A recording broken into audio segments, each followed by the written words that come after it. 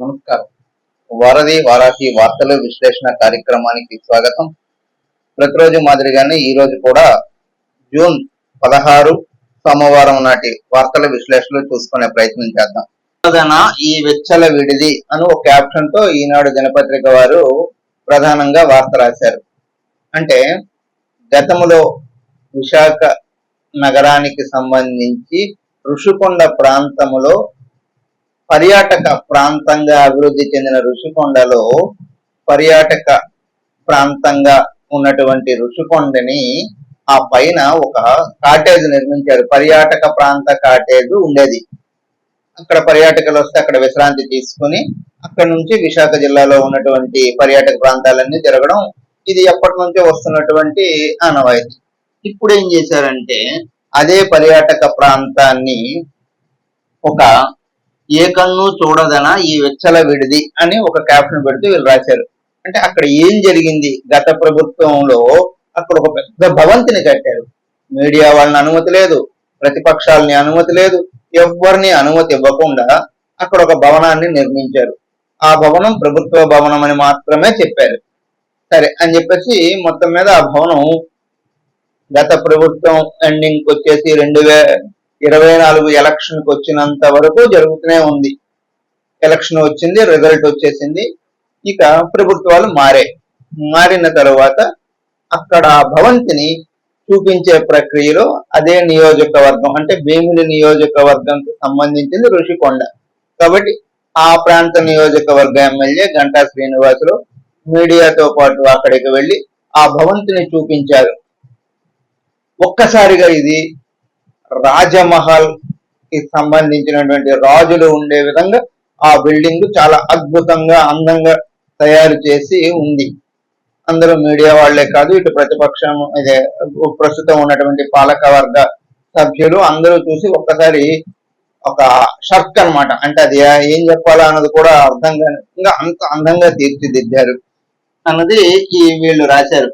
అయితే ఎప్పటికైనా ఈ ప్రభుత్వంలో అది చూసాము అని చెప్పేసి ఒక వార్తను రాస్తూ గంటా శ్రీనివాసరావు దీని మీడియాతో కూడా మాట్లాడారు. ఆ సందర్భంగా మాట్లాడి ఇలా 500 కోట్ల రూపాయలు వెచ్చించి ఈ భవనం ఎందుకు కట్టారు, అసలు ఏమిటి అర్థం కాని పరిస్థితి, ఇప్పుడు దీన్ని ప్రభుత్వం ఎలా వినియోగించుకోవాలా అన్న దానిపైన ఆయన ఒక విలేకరుల సమావేశం పెట్టి చెప్పారు.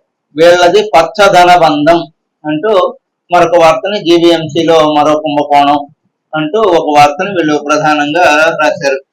ఇక తూకాల్లో అక్రమాలకు నిగ్గు తేల్చన అంటూ ఒక వార్తను రాశారు.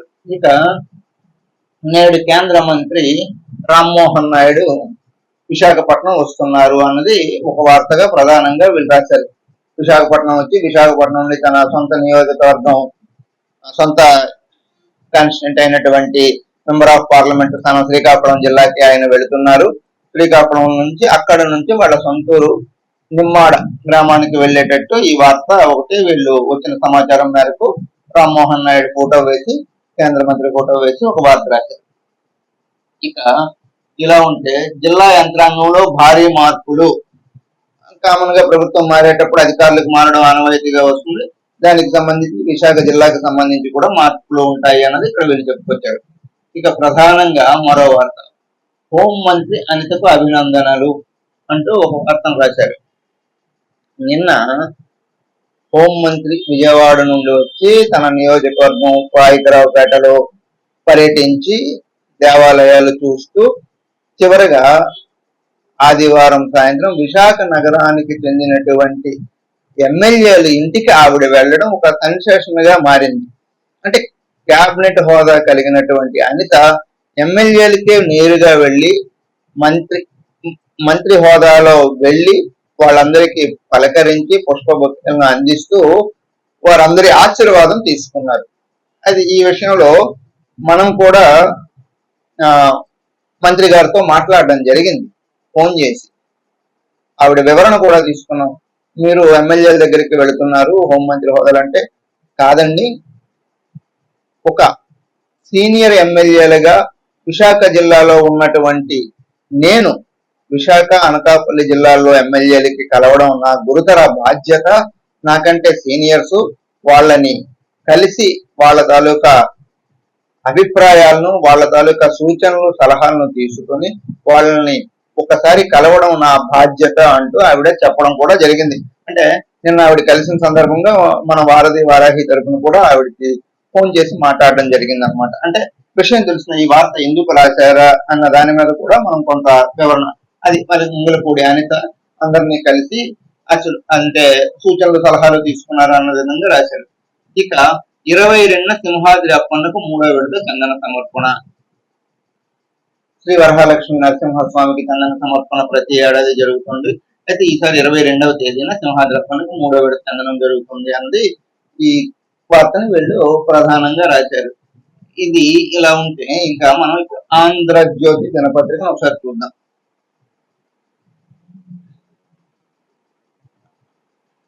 ఆంధ్రజ్యోతి దినపత్రిక చూస్తే ఇది ఏం రాశారు అన్నది ఒక వార్తని మనం ప్రధానంగా చూసుకునే ప్రయత్నం చేద్దాం.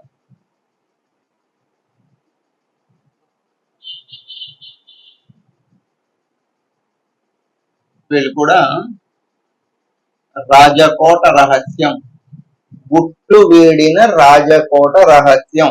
ఇందాక మనం వేరే పేపర్లో వచ్చినటువంటి వార్తని విశ్లేషించుకుంటూ మనం చెప్పడం జరిగింది. ఏం చెప్పడం జరిగింది అక్కడ? ఋషికొండపై 500 కోట్లతో జగన్ జల్సా మహల్, 3 ఏళ్ల తర్వాత వెలుగులోకి ప్యాలెస్ చిత్రాలు అంటూ ఒక వార్తని ఇందాక మనం దీని గురించి విపులంగా దినపత్రిక సేమ్ హెడ్డింగ్ బ్యానర్ ఐటమ్ గా రాశారు. వీళ్ళు కూడా దాని ఐటమ్ గా రాస్తూ ఇక్కడ భవనాల ఫోటోలు వేశారు. అంటే ఇన్నాళ్ళు ఎందుకు గోప్యంగా ఉంచారా అన్నది అర్థం కాదు. మళ్ళీ పోలవరం అంటూ మరొక వార్తని వీళ్ళు రాశారు. జీవనాడికి జవసత్వాలు, నేడు సీఎం ప్రాజెక్టు సందర్శన.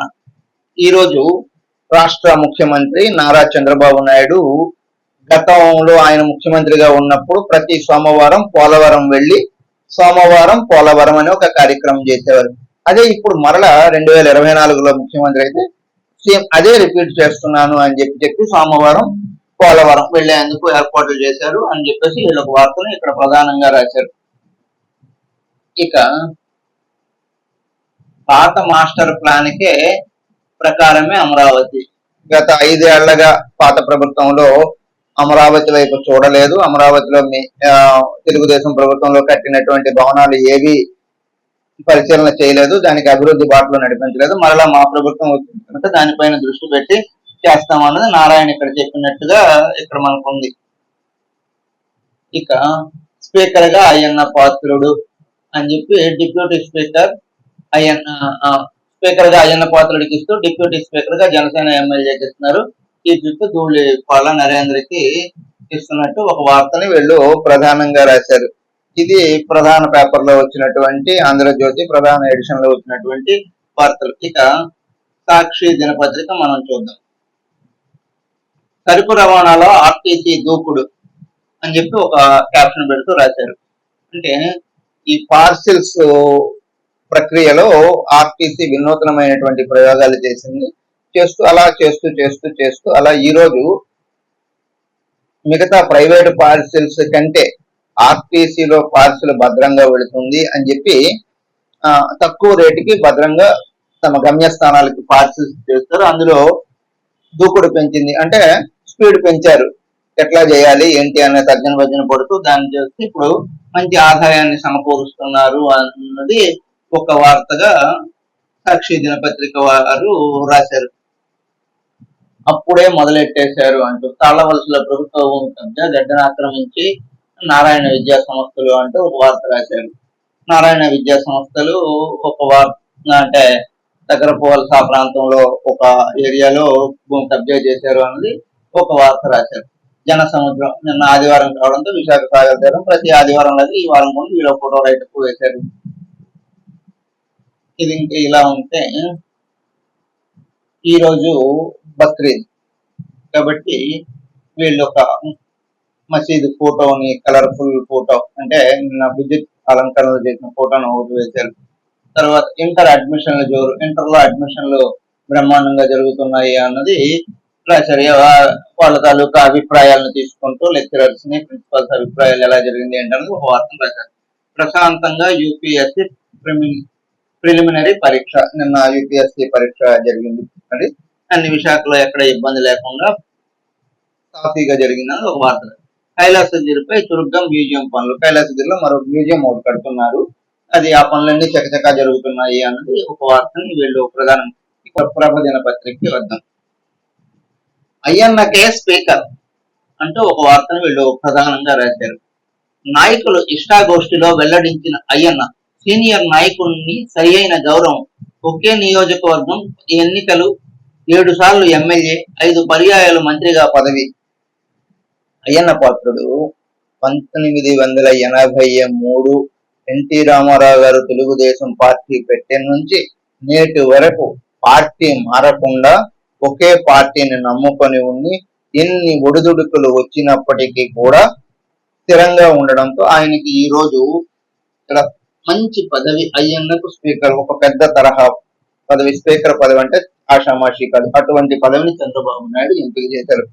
ఇది విశాఖ జిల్లాలో వచ్చిన వివిధ ఎడిషన్లలో వచ్చినటువంటి వార్తలు, విశ్లేషణలు. రేపు ఇదే కార్యక్రమంలో కలుద్దాం. అంతవరకు సెలవు. నమస్కారం. మీ శివప్రసాద్.